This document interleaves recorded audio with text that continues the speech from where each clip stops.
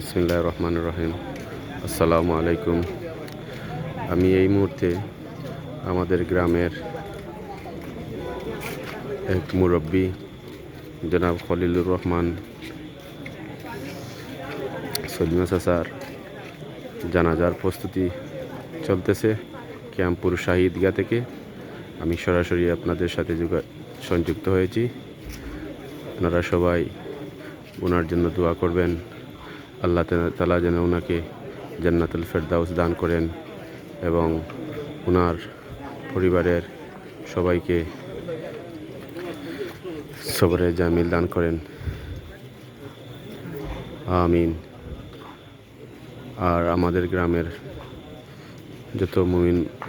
যত মুর্দাগান কবরবাসী হয়ে গেছেন সবার জন্য দোয়া করবেন। আল্লাহ তাআলা যেন সবাইকে জান্নাতের বাগান বানায়া দেন।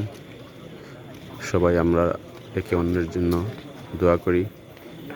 যারা আমরা জীবিত আছি আল্লাহ তাআলা যেন মরার আগে মরার সামান রেডি করার তৌফিক দান করেন।